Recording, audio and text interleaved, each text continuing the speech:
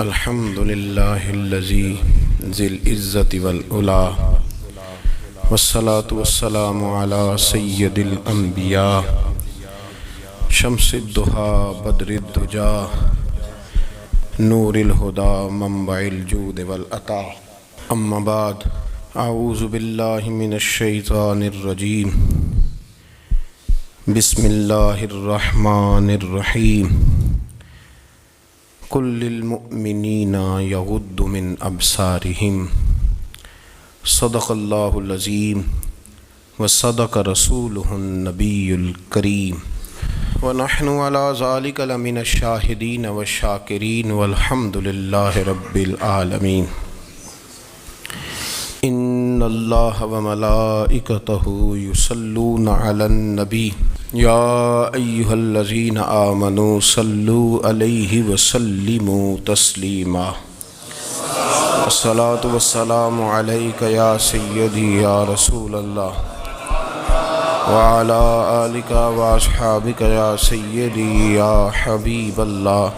تمام تعریفیں حمد و ثنا اللہ تبارک و تعالی کے لیے، درود و سلام نبی اکرم نور مجسم شفیع معظم آقا کل ختم رسول دانائے سبل احمد مجتبیٰ جناب حضرت محمد مصطفیٰ صلی اللہ تعالی علیہ وسلم کی ذات والا صفات کے لیے حمد و صلوات کے بعد، اسلام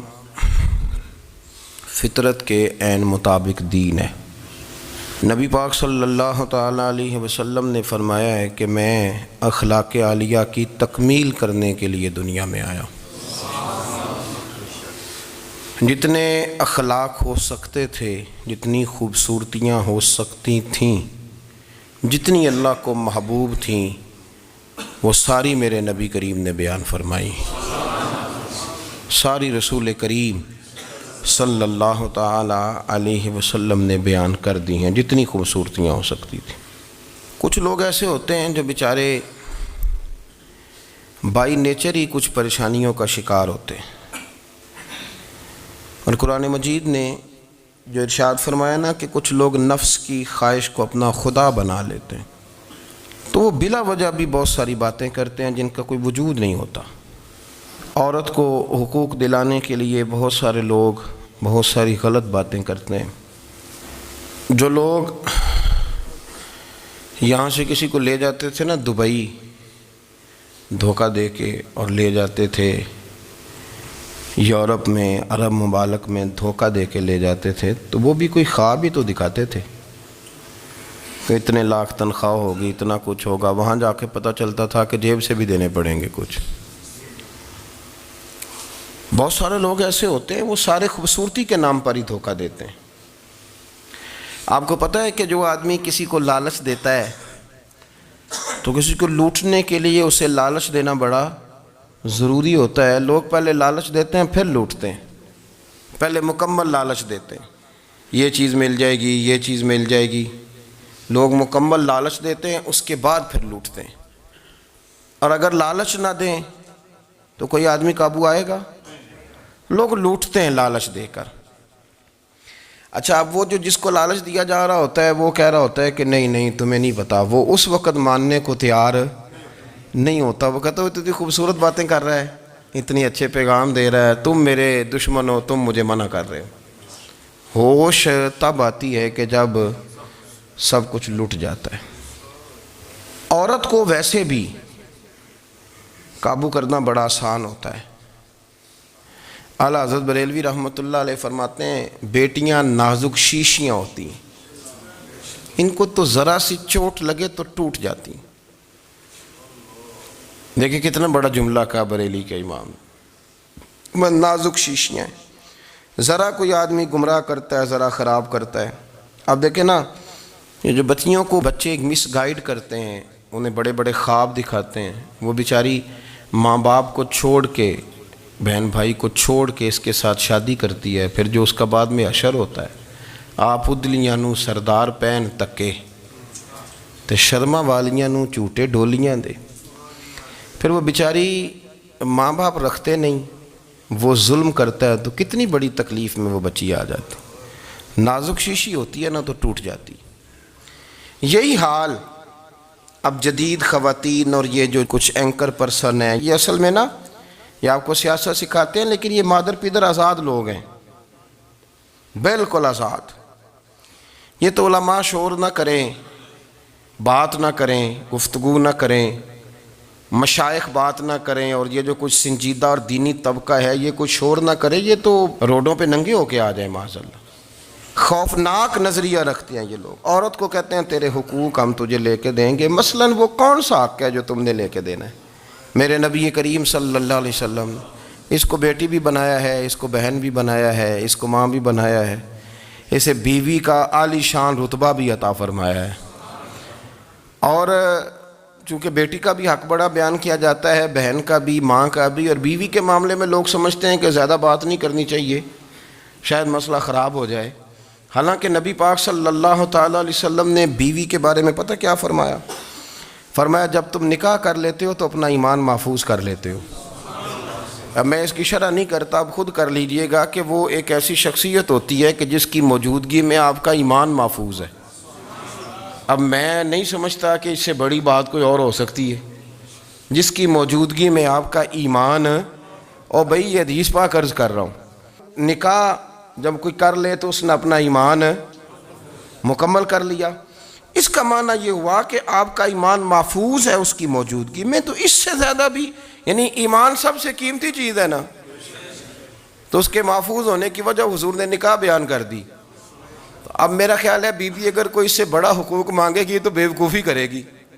اتنا بڑا درجہ نبی کریم نے اسے عطا کر دیا، اتنا بڑا مقام دے دیا کہ تو خاوند کے ایمان کے محفوظ ہونے کا ذریعہ بن گئی ہے. عورت کو جو حقوق رسول کریم صلی اللہ تعالیٰ علیہ وسلم نے عطا فرمائے، نبی پاک نے جو حقوق دیے، دیکھیں نا، حضرت عبداللہ ابن عمر رضی اللہ تعالیٰ عنہ کی اہلیہ بیمار تھی تو جلدی سے وہ آئے. تو جب بہت جلدی ہو، سفر بڑا شدید تھا، تو آپ نے جلدی سے نماز ادا کی، جلدی سے چلے. آپ کے خادم کہنے لگے حضور خیریت ہے؟ فرمایا میری بیوی بیمار ہے. تو اس نے عرض کی حضور آپ کی اہلیہ بیمار ہے. تو آپ نے نماز بھی جلدی سے پڑھی، سفر بھی جلدی کیا. تو فرمانے لگے یہ وہ چیزیں ہیں جو ہمیں مدینے والے رسول نے سکھائی. آپ اس کیفیات کو سمجھیں کہ حضور صلی اللہ علیہ وسلم نے درس دیا. اور پھر ایک اور بہت بڑی بات، یہ فضیلت کسی اور کو نہیں دی. جو عورت کو حضور نے فضیلت دی، یہ فضیلت کسی اور کو نہیں دی. کبھی حضور نے فرمایا کہ تمہارا ابا تمہارے ساتھ بہت سخت رویہ کرے تو تم نے اس کو اس سختی پر داد دینی ہے. فرمایا چلو اگر وہ زیادتی بھی کرے تو تم نے اس کے ساتھ سلوک اچھا ہی کرنا ہے. لیکن آپ ایک بات کو سمجھے نا کہ بچے کے بارے میں، بیٹے کے بارے میں، بیٹی کے بارے میں فرمایا 10 سال کے ہو کے نماز نہ پڑھیں تو سختی کرو، تمہارا ڈنڈا بھی لٹکنا چاہیے. بہت ساری جگہوں پہ بہت سارے لوگوں کے لیے سختی کا حکم دیا، لیکن عورت کے لیے حضور نے جو جملے کہے، اصل میں ہم سمجھتے ہیں کہ یہ ایک بات ہے، مشہور ہو گئی ہے روایت حدیث، تو بس اس کے پس منظر پر اور جملوں کے حسن پر شاید معاذ اللہ غور کرنے کی ضرورت نہیں. ذرا اس لفظ کی تاثیر پر غور کریں. حضور نے فرمایا عورت ٹیڑھی پسلی سے پیدا کی گئی ہے، یہ ٹیڑھی ہے، اس کو سیدھا کرنے کی کوشش کرو گے تو ٹوٹ جائے گی. تو حضور پھر ہمارے لیے حکم کیا ہے؟ فرمایا جیسی ہے تم اسی کے ساتھ نبھا کرو. آپ سمجھیں کہ اتنا محفوظ حضور نے درجہ دے دیا بی بی کو، اتنا محفوظ کہ فرمایا غلطی بھی ہو تو میرے غلاموں تم اس کے ساتھ نبھا کرو، گزارا کر لو. کو کیا اور حق چاہیے عورت کو جس کو اس کی غلطیوں سمیت نبی پاک نے قبول کرنے کا حکم دے دی کہ اس کی کمزوریوں سمیت قبول کر لو. اب اس کو اور کیا کوئی کمزوریوں سمیت قبول کرتا ہے؟ کبھی آپ دکان پہ بیٹھے ہو تو آپ کہیں بھی اس میں یہ بھی غلطی، میرے مال میں یہ بھی کمزوری ہے، یہ بھی کمزوری ہے، یہ بھی کمزوری ہے، تو کر لے قبول. کرتا ہے کوئی؟ کوئی شخص ایسا ہو جو کسی چیز کی کمزوریاں بیان کر کے کہ اسے قبول کرو؟ پر رسول کریم صلی اللہ تعالیٰ علیہ وسلم نے نا ہمیں سبق دیا، حضور نے ہمیں درس دیا، نبی پاک نے ہمیں پیغام دیا. فرمایا یہ ٹیڑھی ہے، سیدھی کرنے کی کوشش کرو گے تو بیچاری ٹوٹ جائے گی، تو اس کے ساتھ نبھا کر جاؤ. آپ میری بات کو سمجھیے گا. چلیں میں اس پر ایک اور بخاری مسلم کی حدیث پڑھتا ہوں. حضرت سلمان فارسی رضی اللہ تعالیٰ عنہ اور حضرت ابو دردہ کے درمیان بھائی چارہ تھا۔ مکے سے مدینے جب لوگ آئے تو حضور نے بھائی بھائی بنایا تھا، ان کے درمیان بھائی چارہ تھا، تو ابھی پردے کی آیات نازل نہیں ہوئی تھیں تو لوگ ایک دوسرے کی طرف جاتے تھے۔ حضرت سلمان فارسی رضی اللہ تعالیٰ عنہ حضرت ابو دردہ رضی اللہ تعالیٰ عنہ کے گھر میں تشریف لے گئے تو دیکھا کہ ان کی بیوی بڑی غمگین بیٹھی ہیں۔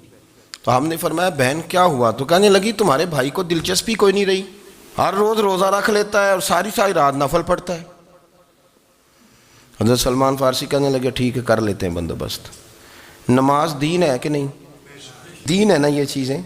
لیکن حضرت سلمان فارسی جناب ابو دردہ سے کہنے لگے آج میں نے تیرے گھر میں رہنا رات کو، کیونکہ وہ تو ساری رات نماز پڑھتے تھے، نفل پڑھتے تھے۔ انہوں نے کہا ٹھیک ہے، ایک بستر لا کے بچھا دیا حضرت سلمان فارسی کے لیے۔ سلمان فارسی فرمانے لگے دوسرا بھی لا۔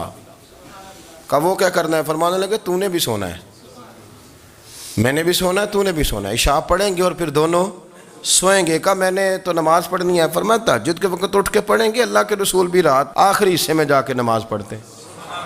ادھر ساتھ سلا لیا، وہ تھوڑی کو دیر سوئے، اب عادت تھی ساری رات اٹھنے کی، ذرا اٹھنے لگے بستر سے تو حضرت سلمان فارسی فرمایا چپ کر کے سو جا، وہ بڑی رات پڑی ہوئی، چپ کر کے سو جا۔ وہ لیٹ گئے، پھر اٹھنے لگے تو فرمایا سو جا چپ کر کے، بڑا ٹائم ہے۔ سحری کے وقت اٹھے، نفل پڑھے، ان کا ارادہ تھا روزہ رکھنے کا، تو فرمانے لگے کل رکھا تھا نا نفلی روزہ؟ جی رکھا تھا۔ پرسوں بھی رکھا تھا، ترسوں بھی رکھا تھا۔ فرمایا آج نہیں رکھنا، آج میں تیرا مہمان ہوں، سارا دن کٹھے مل کے روٹیاں کھائیں گے، آج نہیں روزہ رکھنا، سلا دیا۔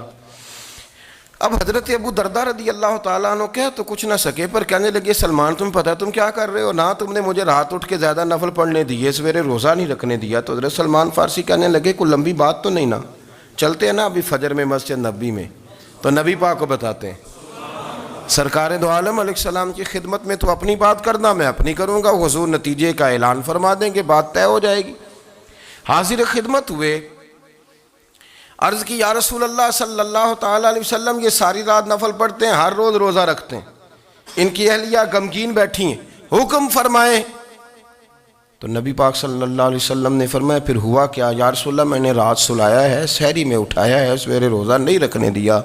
نبی پاک نے فرمایا سلمان فارسی نے ٹھیک کیا ہے، سلمان فارسی نے ٹھیک کیا۔ پھر حضور نے فرمایا، نبی کریم نے فرمایا ابو دردہ تیرے اوپر اگر اللہ کا حق ہے، اس کے رسول کا حق ہے، دین کا حق ہے، تو فرمایا تیری آنکھ کا بھی تیرے اوپر حق ہے، تیرے وجود کا بھی تیرے اوپر حق ہے۔ یہ حضور نے فرمایا تیرے بچوں کا بھی تیرے اوپر حق ہے، تیری بیوی کا بھی تیرے اوپر حق۔ اس حق کو بھی سمجھے، حقوق اللہ بھی ہیں، پر تیری آنکھ کا بھی تیرے اوپر کیا مانا کہ تیری آنکھ سونا چاہتی ہے تو اسے سلا بھی، تیرے وجود کا بھی تیرے اوپر حق، تو تیرا وجود آرام کرنا چاہتا ہے تو اسے آرام بھی کرا۔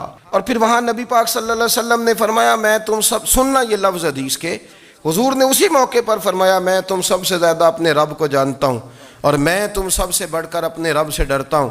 حضور فرمانے لگے میں روزہ بھی رکھتا ہوں، افطار بھی کرتا ہوں، یعنی کبھی رکھتا ہوں اور کبھی نہیں رکھتا۔ فرمایا میں نفل بھی پڑھتا ہوں اور اپنی بیویوں کو وقت بھی دیتا ہوں۔ سرکار مسجد میں بھی آتے تھے، نواسوں کے ساتھ کھیلا بھی کرتے تھے، ان کے ساتھ پیار بھی کرتے تھے۔ تو اتنے بڑے حقوق حضور نے بیان فرمائے عورتوں کے کہ تمہاری بیوی کا بھی تمہارے اوپر۔ لو ایک حدیث بخاری کی اور یہاں بیان کر دیتا ہوں۔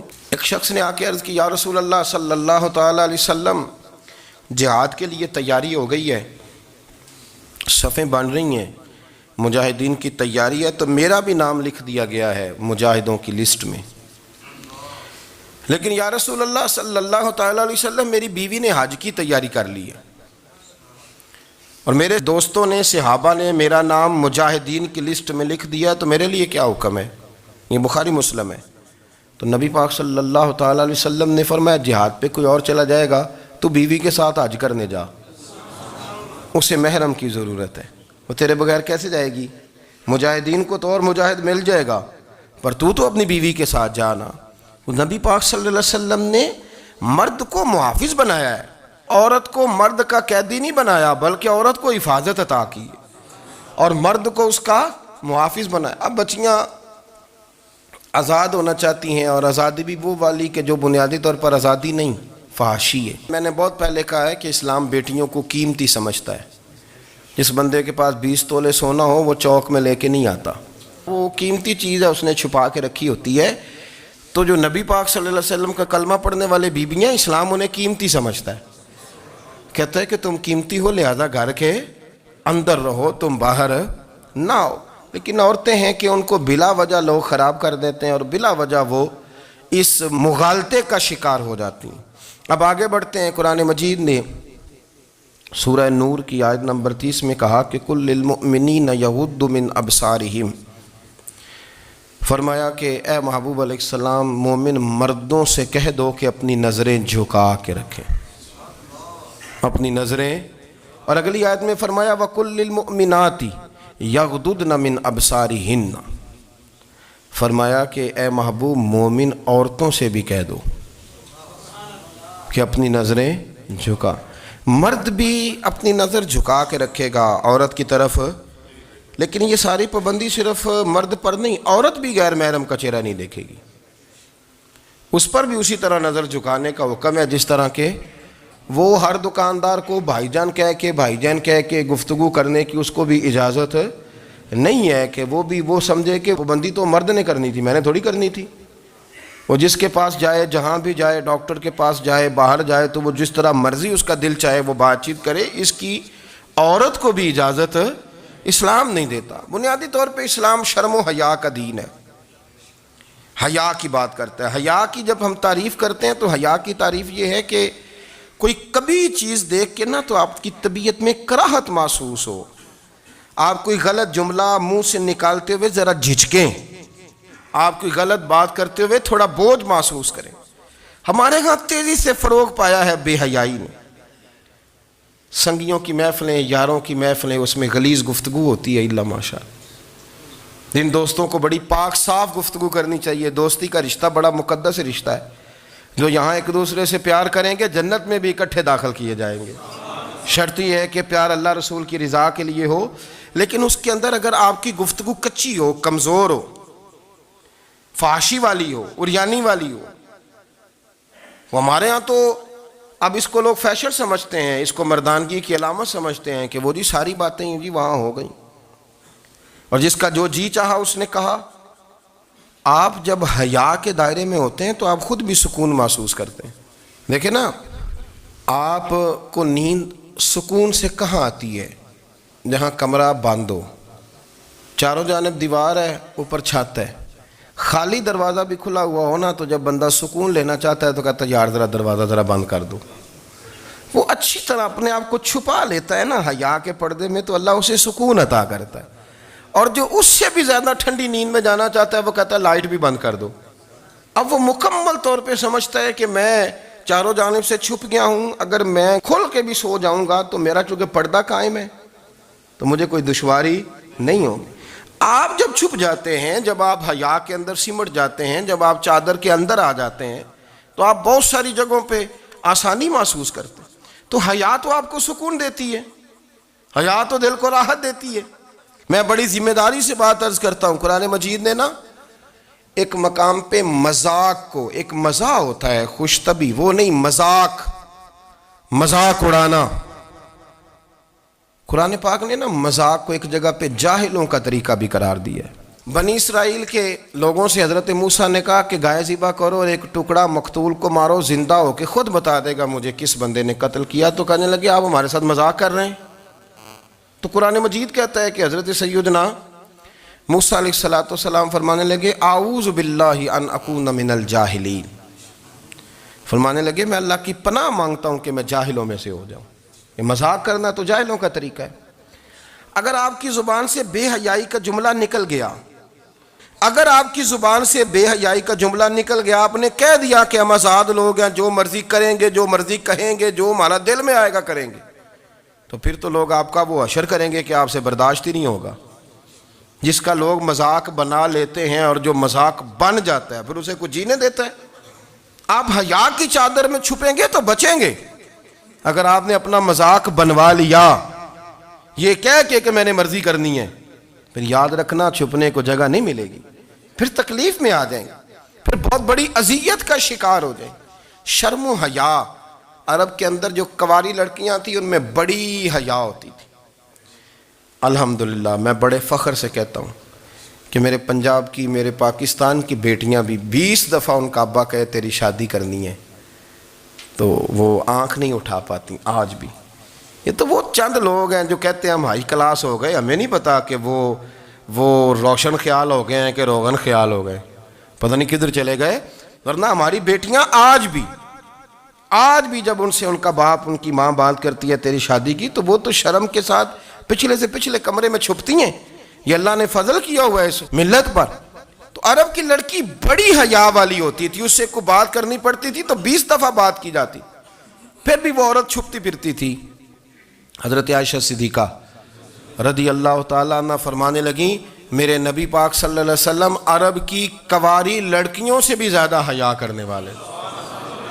قاضی اعجاز مالکی نے، شیخ عبدالحق محدث دہلوی نے، دیگر بزرگ جو سیرت نگار گزرے انہوں نے لکھا ہے کہ نبی پاک صلی اللہ علیہ وسلم کے اندر 100 مردوں سے زیادہ طاقت تھی، 100 مردوں سے زیادہ طاقت۔ اب جو بات کہنے لگا ہوں، جو نتیجہ دینے لگا ہوں، اس پر خاص توجہ آپ فرمائیں گے۔ ذرا فکری طور پر، نظریاتی طور پر ایک چیز کو سمجھیے۔ ہم سمجھتے ہیں کہ جوان لڑکا ہے جی جو مرضی کرے، عمر ہے جی۔ آپ ذرا بات پر غور کیجئے گا کہ حضور صلی اللہ علیہ وسلم میں طاقت 100 مردوں سے زیادہ ہے اور حیا کواری لڑکیوں سے بھی زیادہ ہے۔ ذرا اس بات کا تقابلی جائزہ کیجئے گا کہ طاقت 100 مرد سے زیادہ ہے لیکن حیا کواری لڑکی سے بھی زیادہ ہے۔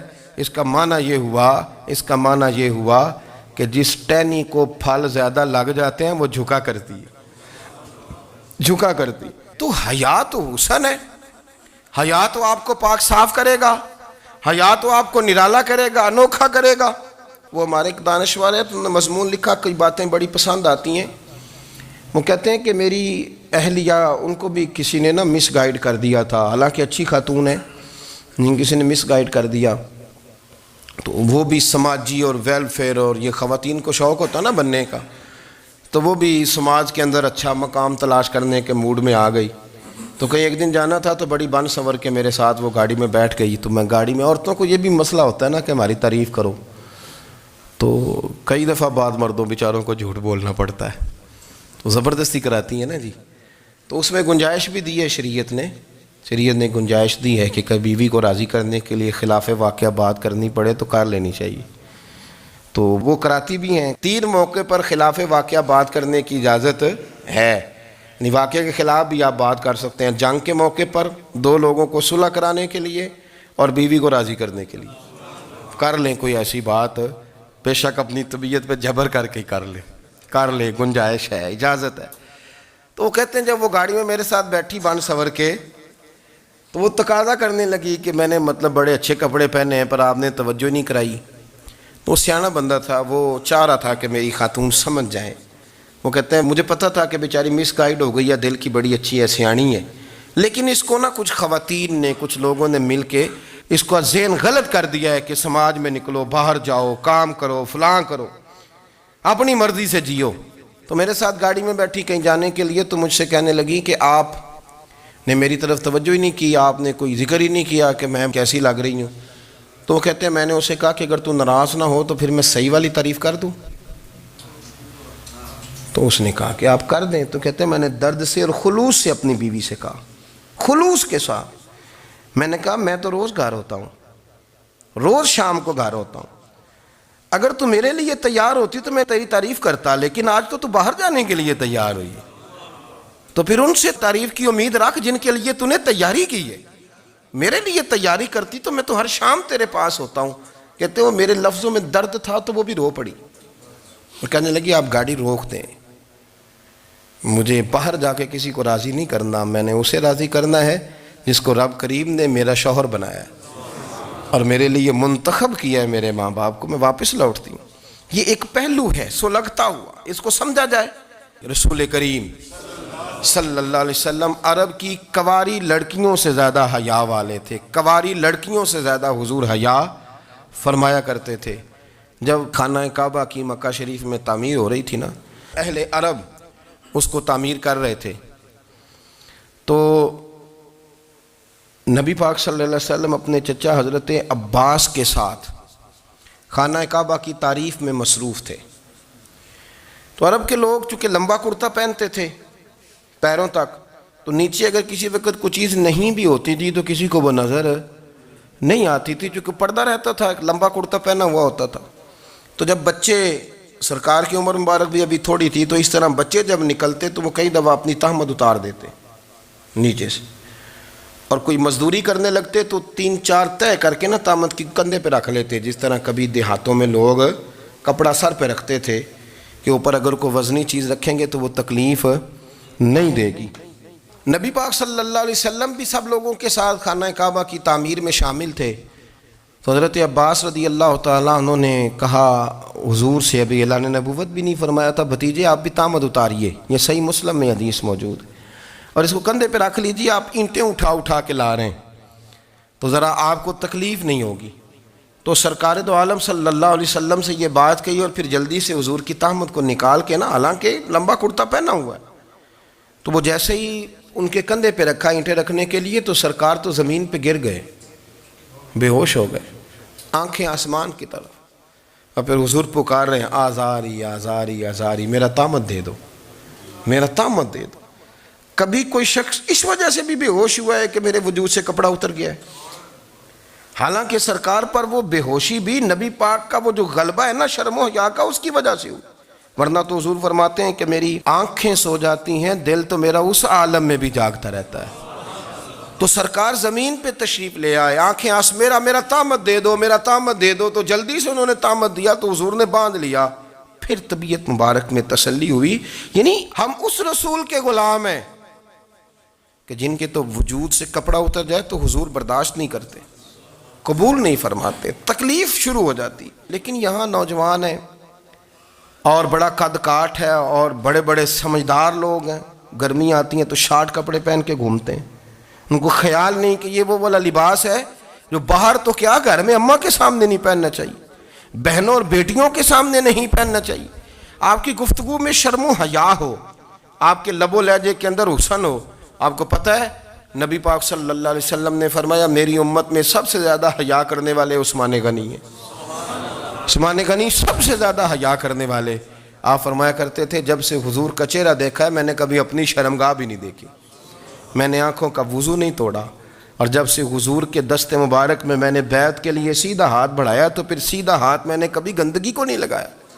حیات، آپ باتھ روم کے اندر بھی غسل فرماتے تھے تو کپڑوں سمیت کرتے تھے۔ کسی نے کہا حضرت جی واش روم کے اندر کیوں نہیں کپڑے اتارتے؟ آپ فرمانے لگے باہر بندوں سے حیا کرتا ہوں، اندر جاتا ہوں تو رب سے حیا آنی شروع ہو جاتی، وہ تو دیکھ رہا ہے نا۔ تو میں جو بات آپ کی خدمت میں عرض کرنا چاہتا ہوں اس کو آپ سمجھیے گا میرے عزیز، کہ شرم والا مزاج، گفتگو بھی شرم والی، آنکھیں بھی شرم والی، لباس بھی شرم والا، دوستی یاری بھی شرم والی، بہت ساری ایسی باتیں۔ دیکھیں نا آپ ذرا، میں نے کہا کہ باتوں کو سن کے گزر نہ جایا کریں، اس کی گہرائی پر غور کریں۔ حضور علم کا سمندر ہے، سرکار سے زیادہ علم دنیا میں کسی کے پاس موجود نہیں ہے، اور صحابہ کو موقع ملا ہوا ہے اس سمندر سے فیض لینے کا، لیکن ان کی حالت یہ ہے کہ حضرت علی المرتضیٰ فرماتے ہیں 14 دن گزر جاتے، حضور سے کوئی سوال پوچھنا ہوتا تھا پر میں شرم کے مارے نہیں پوچھ پاتا تھا۔ 14 دن بخاری شریف میں موجود ہے۔ ایک دن نبی پاک صلی اللہ علیہ وسلم نے پوچھا صحابہ سے کہ وہ کون سا درخت ہے جس کے پتے نہیں گرتے، اور وہ درخت اس طرح ہے جس طرح مومن ہوتا ہے، وہ درخت میرے مومن کی طرح بتاؤ۔ حضرت عبداللہ ابن عمر فرماتے مجھے پتا تھا کہ وہ کھجور کا درخت ہے، لیکن چونکہ ابو بکر صدیق بھی بیٹھے ہیں، عمر فاروق بھی بیٹھے ہیں، مولا علی بھی بیٹھے ہیں، عثمان غنی بھی بیٹھے ہیں، اتنے جید لوگ بیٹھے ہیں، تو مجھے حیا آتی تھی کہ میں کیوں جواب دوں۔ کہتے ہیں سرکار نے کئی دفعہ پوچھا، لوگوں نے کئی اور درخت بتائے، پر فرمایا تمہارا جواب درست نہیں ہے۔ آپ حیا کے اس پہلو پر غور کریں کہ سوال کا جواب آتا ہے، سوال کا جواب، یعنی مجھے سوال کا جواب آتا اور پھر میں دوں نہ، مجھے بدعزمی نہ ہو جائے گی؟ یہ کیسے ممکن ہے کہ میری رات گزر جائے، مجھے پتا بھی تھا اور میں نے بتایا نہیں؟ بہت سارے لوگ آ کے بہت ساری باتیں بتاتے ہیں، بہت ساری باتیں وہ سمجھاتے ہیں، تو ہم غور سے ان کا چہرہ دیکھنے لگ جاتے ہیں، کہتے ہیں یار اس کا تو دعویٰ تھا کہ میں سمجھنے آتا ہوں، تو یہ تو ہمیں سمجھا رہا ہے، چلو الحمدللہ ہم سمجھنے کو تیار ہیں۔ لیکن میرے عزیز پتہ بھی ہے جواب کا، علم بھی ہے، لیکن فرماتے ہیں میری حیا نے مجھے اجازت نہ دی کہ میں جواب دوں۔ آپ فرماتے ہیں پھر حضور سے صحابہ نے عرض کی کہ یا رسول اللہ آپ ہی بتا دیں وہ درخت کون سا ہے، تو حضور نے فرمایا بھئی وہ کھجور کا درخت ہے۔ تو آپ فرماتے ہیں میں دل میں کہہ رہا تھا کہ الحمدللہ میرا جواب درست ہے، حالانکہ میں نے جواب دیا ہی نہیں۔ تو لفظوں میں حیا، جملوں میں حیا، آنکھوں میں حیا، اٹھنے میں حیا، بیٹھنے میں حیا، چلنے میں حیا ایک خوبصورت حسن ہے۔ اور نبی پاک صلی اللہ علیہ وسلم نے فرمایا جب تو بے حیا ہو جائے نا پھر تو آزاد ہے، پھر تو جو مرضی کا، پھر تو جو۔ اس لیے بزرگ جب کسی کو بے حیا کہتے تھے نا، اللہ اکبر، اور جب کسی کو کہتے تھے نا یہ بے حیا ہے تو لوگ سمجھتے تھے کہ کوئی ہلکی سی بات کر دی ہے، لیکن ان کا معنی یہ ہوتا تھا کہ بس بھائی اب اس کے ساتھ کوئی کلام کرنے کی ضرورت ہے، اس کو اب اصلاح کی ضرورت نہیں، یہ بے حیا ہے۔ کیا معنی؟ کہ اب یہ جو اس کے دل میں آئے گا وہ کرے گا، جو اس کی طبیعت چاہے گی وہ کرے گا، اب یہ کسی پہلو بھی قابو آنے کو تیار، بے حیا ہو گیا۔ بے حیائی بہت بڑا عیب ہے، اور جو لوگ کہتے ہیں کہ ہمیں بالکل آزادی ہونی چاہیے، ہمارا اپنا جسم ہے تو ہماری اپنی مرضی چلے گی۔ ایک وزیر صاحب ہیں، پتہ نہیں میں ان کو جانتا تو نہیں، انہوں نے سینٹ میں تقریر کی ہے، میں نے ان کی بات سنی ہے۔ اس نے کہا نہیں بھائی، جسم رب کا ہے تو مرضی بھی تو رب کریم کی چلے گی، اور مرضی بھی اللہ کی۔ یہ مجھے تھوڑا سا مسئلہ ہے جسم پر، کبھی کبھی مجھے کثرت سفر سے الرجی ہو جاتی ہے۔ میرے ساتھ لوگ نا دل سے پیار کرتے ہیں، شاید ہی کوئی اچھا ڈاکٹر ہو جس تک میرے سنگی مجھے لے کے نہ گئے ہوں، پر جسم اللہ کا ہے نا، مرضی بھی جب وہ چاہے گا صحت دے گا۔ کیوں کچے کاموں میں لوگ پڑ گئے، کیوں غلط لوگ سوچ میں پڑ جاتے ہیں، یہ اسی کا ہے، اور جب وہ چاہے گا۔ آپ اس بات کو اچھے طریقے سے سمجھ لیں کہ جو اپنی مرضی چوکوں چوراہوں میں کر رہے ہوتے ہیں نا، جو مرضی گاندمند، وہ جانور ہوتے ہیں، وہ جانور ہوتے ہیں جو نہ چونک دیکھتے ہیں نہ گلی دیکھتے ہیں، نہ انہیں پتہ ہوتا ہے کہ جگہ کون سی ہے۔ وہ انسان، میں نے کہہ دیا جو میں نے کہنا تھا، میں نے کہہ دیا، وہ جانور ہوتے ہیں۔ اور جو کچھ انسان ہوتے ہیں نا، ان کے اندر کچھ نہ کچھ پھر شرم حیا بھی ہوتی ہے۔ وہ چوکوں چوراہوں میں وہ حرکتیں اور وہ کام نہیں کرتے جو جانور کرتے ہیں۔ ان کے لیے بڑے پردے ہوتے ہیں، ان کے لیے بڑی باتیں ہوتی ہے، ان کے لیے بڑا کچھ ہوتا ہے۔ جو بالکل آزاد ہو جائے، کوئی پتہ نہ ہو کس وقت کیا کہنا ہے کیا کرنا ہے، تو پھر وہ دائرہ انسانیت سے خارج ہو جاتا ہے۔ ہم آپ کو کیا دعوت دیں؟ آپ تو وہ باتیں کر رہے ہیں جو اسلام کا انسانیت کے حق میں بھی ٹھیک نہیں، آپ تو وہ والی باتیں کر رہے ہیں جن کا انسانیت بھی تقاضا نہیں کرتی کہ یہ باتیں ہونی چاہیے۔ لیکن ایک بات، میں تو جذباتی نہیں ہوتا، میں بڑے غور سے چیزوں کو دیکھتا ہوں، سنتا ہوں، اور نہ میں ان موسمی مینڈکوں کی۔ وہ مجھے راتق صاحب کہنے لگے جی بڑے بڑے مولوی ایک بندے کے ساتھ بیٹھے ہوئے ہوتے تھے اور وہ روزے میں بڑے بڑے درس دیتا تھا، تو وہ بھی فلانی حرکتیں کر رہا ہے۔ تو میں نے کہا ہم نے تو پرانا کہا تھا کہ موسمی مینڈک ہے، تو پرانے کہہ رہے ہیں کہ اداکار ہے، تو وہ جہاں کاسٹ کریں گے وہاں وہ اداکاری کرے گا۔ آپ کسی مذہبی جگہ کر لیں تو وہاں کر لے گا، کہیں اور جگہ کریں گے تو ہم تو پرانا کہہ رہے ہیں۔ تو کسی کو کبھی سمجھ آتی ہے تو کسی کو کبھی اور جگہ جا کے سمجھ آتی ہے۔ ہم ان لوگوں سے پریشان نہیں ہوتے، کیوں؟ سن لیں، کوئی مایوسی نہیں، ان کے اندر جتنا زور ہے وہ لگائیں۔ یہ ملک بنا ہے رسول اللہ کے نام پہ، یہ اللہ نے تحفہ دیا ہے امت مسلمہ کو، یہ نبی پاک کے نام پہ بنا ہے، تو یہاں جھنڈا بھی وہی والا بلند ہونا ہے جو مدینے والے رسول کا جھنڈا ہے، اور یہاں وہی کام چلے گا جو نبی پاک نے بیان فرمایا۔ تو اس طرح کئی لوگ آتے ہیں، وہ شور شار کرتے ہیں، چلے جاتے ہیں۔ اتنے نہ پریشان ہوا کریں، بہت سارے لوگ تو بیچارے اس قابل بھی نہیں ہے کہ ان کا نام لیا جائے، مطلب اتنا ہم ان کو اہمیت دے دیں، ان کا ذکر کریں، ان کا نام لیں، ان کی بات کریں، وہ بیچارے اس قابل ہی نہیں ہے، مطلب سٹیٹس ہی نہیں ہے ہمارا، اتنے فارغ ہیں ہم کہ اب جو بندہ آئے گا کہانی چھیڑے گا تو ہم چھیڑ جائیں گے۔ اور بھائی اللہ کا فضل ہے الحمدللہ تعالی، لوگوں نے بڑا شور کیا، اور بڑے زمانے سے دنیا شور کر رہی ہے، پر اللہ کے گھر مسجدیں بھری ہوئی ہیں، مسجدیں بھری ہوئی ہیں۔ ہماری بیٹیاں پردے کرتی ہیں، پردے کو پسند کرتی ہیں، وہ حجاب میں رہتی ہیں، وہ سمجھتی ہیں کہ ہمارا اصل حسن کیا ہے۔ تو یہ پراپوگنڈا پرانا چلا آ رہا ہے، اس کا اللہ کے فضل سے امت مسلمہ پہ نہ کبھی اثر ہوا ہے اور نہ کبھی ہوگا انشاءاللہ۔